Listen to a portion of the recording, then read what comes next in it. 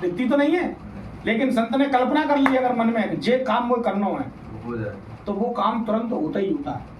और कौन कर रहा है बताओ, वहां पे तो कुछ था ही नहीं, करेगा काहे से? वो रिद्धि सिद्धि करती है अपनी यहाँ। और ये चमत्कार मैं खुद देख चुका हूँ अपनी आंखों से, एक नहीं मैं कईयों देख चुका हूँ, अपने तन के द्वारा ही हुआ देख चुका हूँ। तो मुझे तो भाई पूरा भरोसा है कि आज भी ऐसा ही है।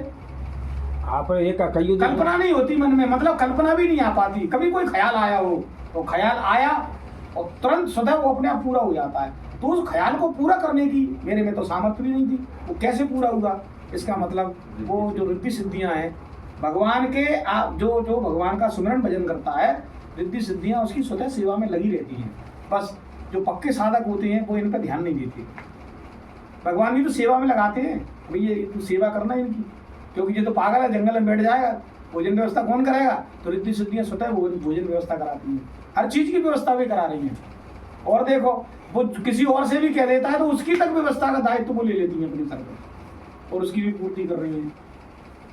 तो धन की 3 गति है, दान, भोग और नाश, जिसमें उत्तम गति है दान।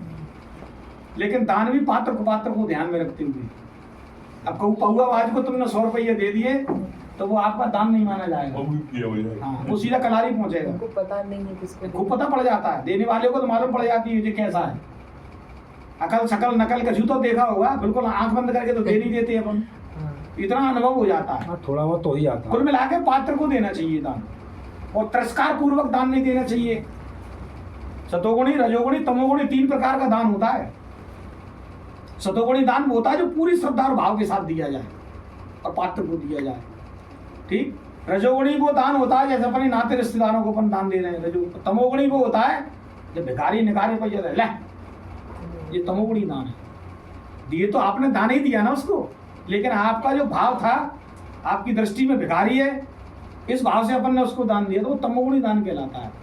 तो ये व्यवस्थाएं अलग अलग होती हैं। तो उत्तम गति है दान करना।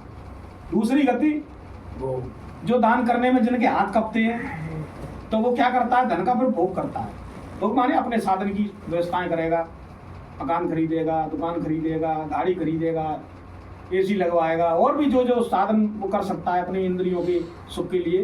तो वो दूसरी गति है, वो है भोग। और तीसरी गति इसकी नाश है। नाश का मतलब क्रिकेट में सट्टा लगा देगा, जुए की आदत पड़ गई, शराब की आदत पड़ गई, व्यभिचार की आदत पड़ गई, तो ऐसा धन फिर विनाश की हो जाता है। तो धन को रोक पाना भी सामान्य काम नहीं है।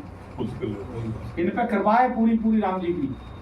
इनने धन कमाया भी और धन को इन्होंने रोका भी।